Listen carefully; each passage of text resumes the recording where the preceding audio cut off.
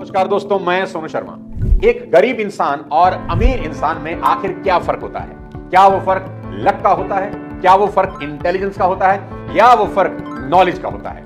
मैं आज आपको बताता हूं। अमीर और गरीब में अगर कोई फर्क होता है तो वो होता है पैसों की समझ का, जिसकी समझ आज बहुत कम लोगों को देश में है। साल 2025 दस्तक दे रहा है। इस साल में कुछ ऐसा जरूर करना है कि पैसों की समस्या जड़ से खत्म हो जाए। इसलिए आज के इस बेहद इंटरेस्टिंग वीडियो में आपको अमीर बनाने वाले 7 बेहद इंपॉर्टेंट मनी रूल्स बताने जा रहा हूं, जिनको फॉलो करके आपका नया साल शानदार हो सकता है। इसलिए इस वीडियो को आखिरी तक जरूर देखिए। और उससे पहले अगर आप हमारे चैनल पर नए हैं तो चैनल को सब्सक्राइब करके बेल आइकन दबा दें, ताकि मेरी कोई अगली वीडियो आपसे मिस ना हो। तो हो जाइए तैयार और सुनिए रूल नंबर 1। 7 मनी रूल्स का पहला और सबसे इंपॉर्टेंट रूल है, assets feed you but your liabilities Yeats you. यानी आपके असेट्स आपको अमीर बनाते हैं और आपकी लायबिलिटीज आपको गरीबी की तरफ धकेल देती हैं। समझाता हूं कैसे। दोस्तों, लायबिलिटीज उसे कहते हैं जिनकी वैल्यू वक्त के साथ निरंतर कम होती चली जाती है। सिंपल एग्जांपल है आपका मोबाइल फोन, जिससे आप ये वीडियो देख रहे हैं। इस फोन को जब से आपने डब्बे से बाहर निकाला है तब से आज तक इसकी वैल्यू हर दिन घटी ही है कि नहीं? अब असेट्स क्या हैं? असेट्स वो हैं जिनकी कीमत वक्त बीतने के साथ बढ़ती चली जाती है, जैसे जमीन, शेयर्स, गोल्ड। एक इंटरेस्टिंग कहानी से आपको समझाता हूं। साल 2007 में जब पहली बार आईफोन भारत में लॉन्च हुआ तो एक पिता ने अपने 2 बेटों को आईफोन खरीदने के लिए पैसे दिए। उस वक्त आईफोन की कीमत थी भारत में 20,000 रुपए। बड़े बेटे ने अपने पैसे से चमचमाता हुआ आईफोन खरीदा, खूब शान मारी। पर छोटा बेटा थोड़ा समझदार निकला। उसने उसी पैसे से एप्पल के शेयर खरीद लिए। जो उस वक्त एप्पल के शेयर की कीमत थी वो थी 180 रुपए एक शेयर की। इस तरह छोटे बेटे को आईफोन की कीमत में कुल 111 एप्पल के शेयर मिले।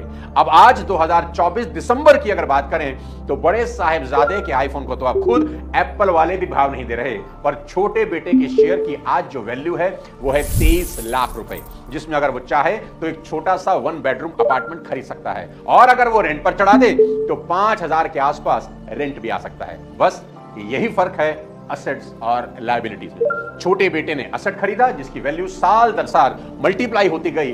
बड़े बेटे ने शौक के नाम पर लायबिलिटी खरीदी, जिसके बदले में आज उसे कोई फूटी कौड़ी भी देने को राजी नहीं है। इसलिए 2025 में रूल नंबर 1 हमेशा याद रखिए कि असेट में इन्वेस्ट करने की कोशिश करिए, लायबिलिटी से दूर हो जाइए। अब बताता हूं money rule number 2, always know where your money goes. यानी आपको पता होना चाहिए कि आपका कमाया हुआ मेहनत का पैसा साला जा कहां रहा है। और यह रूल इतना इंपॉर्टेंट है कि अमेरिका की नई बनी डोनाल्ड ट्रंप सरकार ने इस साल एलन मस्क को एक ऐसे डिपार्टमेंट का हेड बनाया है जिसका बस एक काम यह चेक करना है कि सरकार जो पैसे खर्च कर रही है वो सही जगह खर्च हो रहे हैं या नहीं। सरकार को इस डिपार्टमेंट बनाने की जरूरत क्यों पड़ी? क्योंकि सीएनबीसी के एक आर्टिकल के मुताबिक अमेरिका हर साल $277 बिलियन यानी करीब करीब 2 लाख करोड़ फालतू के कामों में खर्च कर रहा है। यानी पिछले 20 सालों में अमेरिका ने लगभग 20 लाख करोड़ फालतू के कामों में उड़ा दिए, जो कि रूस की जीडीपी से भी ज्यादा है। ऐसे ऐसे कामों में पैसा उड़ाया गया कि आपको हंसी भी आएगी, होश भी उड़ेंगे। उन्होंने एक्सपेरिमेंट किया जिसमें चूहों को स्टेरॉइड दिया गया, यह देखने के लिए कि स्टेरॉइड लेने के बाद चूहे लड़ते कैसे हैं। फिजूल खर्ची की इंतहा है दोस्त। आपके भी ऐसे बहुत से खर्चे होंगे जिन पर अगर गौर करेंगे तो समझ आएगा कि इसकी तो जरूरत भी नहीं थी। मिसाल के लिए आपने किसी ओटीटी का या किसी क्लब का या किसी फास्ट फूड डिलीवरी ऐप का पेड सब्सक्रिप्शन ले रखा है, जबकि आपके पास उसे यूज करने का वक्त ही नहीं है। उसे तुरंत बंद किया जा सकता है, क्योंकि इग्नोरेंस आपको बहुत भारी पड़ सकती है। एक्सपेंस को ट्रैक ना करने की गलती इतनी कॉमन होती है कि गूगल और फेसबुक जैसी कंपनियां भी कच्चा खा चुकी हैं। आप बेहद हैरान होने वाले हैं यह सुनकर कि एवॉल दास नाम के एक शख्स ने 2013 से 2015 के बीच हर महीने नकली बिल भेजकर गूगल और फेसबुक को लगभग 850 करोड़ का चूना लगा दिया। और इस आदमी का प्लान उसकी स्मार्टनेस की वजह से नहीं, बल्कि फेसबुक और गूगल की इग्नोरेंस की वजह से कामयाब हुआ। गूगल और फेसबुक जैसी कंपनी ने भी बिना क्रॉस चेक किए बिलों का भुगतान करना शुरू कर दिया। तो आप गूगल और फेसबुक से ज्यादा स्मार्ट तो होंगे नहीं, इसलिए भुगतान से पहले हर चीज को क्रॉस चेक करें। और अगर अमेरिका जैसा संपन्न देश आज अपने खर्चों को चेक करने के लिए डिपार्टमेंट बना रहा है तो हम और आप कौन से खेत की मूली हैं? ये तो हमें भी करना ही चाहिए। अब बात करते हैं मनी रूल नंबर 3 की। दोस्तों, अगर यमराज किसी भी इंसान को मरने से पहले अगर एक दिन का टाइम दे दे कि जा जो करना चाहता है कर ले, तो वो क्या करेगा? मैं आपको बताता हूं। वो भागता हुआ जाएगा, सबसे पहले अपना टर्म इंश्योरेंस कराएगा। क्योंकि अगर कोई इंसान फैमिली वाला है तो उसे मरने से नहीं बल्कि इस बात से डर लगता है कि मेरे बाद मेरे घर वालों का क्या होगा। इसलिए इस मनी रूल में आपकी सेफ्टी बेहद जरूरी है। इसलिए आज ही टर्म इंश्योरेंस जरूर लीजिए। ये प्योरेस्ट फॉर्म ऑफ इंश्योरेंस है जहां 2 करोड़ का कवरेज आपको आसानी से मिल जाता है और प्रीमियम मात्र 600-700 रुपए में शुरू हो जाता है। लिंक मैंने डिस्क्रिप्शन में दे दिया है, जहां 51 से ज्यादा प्लान्स को कंपेयर करके बेस्ट प्लान आप अपने हिसाब से ले सकते हैं with up to 10% discount and 24/7 dedicated support and claim assistant. ठीक इसी तरह एक इंसान जब बीमार होकर हॉस्पिटल जाता है तो उसे ना तो बीमारी से डर लगता है, ना इलाज से, ना परहेज से। उसे डर लगता है तो सिर्फ और सिर्फ अस्पताल के खर्चों से। मैक्सिमम लोगों पर कर्ज का सबसे बड़ा कारण बीमारी और उस वक्त पैसे का ना होना है, जिससे शुरू होता है लोन का एक ऐसा चक्रव्यूह जिसमें एक बार अगर फंसे तो फिर गए काम से। हेल्थ इंश्योरेंस आज सिर्फ 390 रुपए महीने में आपको मिल जाएगा और अगर आप ऑनलाइन परचेज करते हैं तो 25% तक डिस्काउंट भी मिलेगा। लिंक नीचे डिस्क्रिप्शन में दे रहा हूं। अभी पॉलिसी बाजार की साइट पर जाकर अपना नाम, मोबाइल नंबर और ईमेल आईडी डालकर इंक्वायरी कर सकते हैं और अपने परिवार वालों का फ्यूचर जरूर सिक्योर कर सकते हैं। अब बताने जा रहा हूं आपको money rule number 4। Do not only save but invest your money as well। हम भारतीय लोगों को सेविंग की बहुत अच्छी आदत है, पर इन्वेस्टमेंट के नाम से हमको बुखार चढ़ जाता है। इस रूल की इंपॉर्टेंस आपको रोनाल्ड रीड की कहानी से समझ आएगी। रोनाल्ड रीड अमेरिका के एक पेट्रोल पंप पर स्वीपर का काम करते थे। बहुत ही मामूली सी तनख्वाह थी, पर जब उनकी मौत हुई तो हर कोई यह जानकर बेहद हैरान रह गया कि रीड ने मरने से पहले 50 करोड़ रुपए एक हॉस्पिटल और लाइब्रेरी को डोनेट कर दिए। मालूम चला कि मरते वक्त रोनाल्ड 67 करोड़ के मालिक थे। किसी को यकीन नहीं हो रहा था कि इतने पैसे वो भी कोई स्वीपर की नौकरी करने वाला कैसे कमा सकता है। खोजबीन की तो पता चला कि असल में रोनाल्ड हर महीने अपनी तनख्वाह का एक बहुत बड़ा हिस्सा स्टॉक्स में इन्वेस्ट कर रहे थे और जब उनकी डेथ हुई तो उनकी इसी इन्वेस्टमेंट की वैल्यू 67 करोड़ से भी ज्यादा हो चुकी थी। इसी तरह का एक और किस्सा अपने चंडीगढ़ के डॉक्टर तन्मय का है, जो अपने दादाजी की मौत के बाद उनके सामान की सफाई कर रहे थे कि तभी उन्हें SBI बॉन्ड के कागज मिले, जिससे उनके दादाजी ने 1995 में महज 500 रुपए में खरीदा था। पर ये बॉन्ड जब तन्मय को मिले तो उनकी वैल्यू 3,75,000 रुपए हो चुकी थी। अब आप सोचिए, रोनाल्ड रीड ने अगर अपनी तनख्वाह से पैसे बचाकर उन्हें बैंक में रखा होता तो क्या वो करोड़पति बन पाते? या फिर तन्मय के दादाजी ने 500 रुपए को इन्वेस्ट करने की बजाय संभाल कर रख दिया होता तो पोते को इतने साल बाद 500 रुपए ही मिलते, 3,75,000 नहीं। इसलिए मेरी मानिए 2025 में इस रूल नंबर 4 को आज से अपनी आदत बना लीजिए कि ऑलवेज इन्वेस्ट योर मनी। अगर आपको कहीं कोई अच्छी अपॉर्चुनिटी मिलती है तो उसमें कम पैसा ही सही पर इन्वेस्ट जरूर करिए। इस इंतजार में कभी मत बैठिए इतने लाख होंगे तभी इन्वेस्ट करूंगा, क्योंकि ऐसा कभी होगा ही नहीं। अब आगे चलते हैं और बात करते हैं आज के मनी रूल नंबर 5 की, जो कि है never ever depend on a single income source. दोस्तों, ये बात हम सबको मालूम है कि जहाज में 2 इंजन होते हैं, पर वो एक इंजन पर भी आराम से उड़ सकता है। पर मान लीजिए अगर आपको 2 ऑप्शन दिए जाएं, पहला ऑप्शन ये कि आपको सस्ती टिकट वाले जहाज में सफर करना है जिसमें बैकअप इंजन ही नहीं है, और दूसरा ऑप्शन ये कि उस जहाज में सफर करना है जिसमें इंजन तो 2 हैं पर टिकट थोड़ी महंगी है। तो सोचकर बताइए कि आप कौन से जहाज में सफर करना पसंद करेंगे? कोई भी इंसान कितना भी गरीब क्यों ना हो, सिंगल इंजन वाले जहाज में सफर नहीं करेगा, क्योंकि यहां इमरजेंसी में बैकअप नहीं है। और यही है हमारा रूल नंबर 5।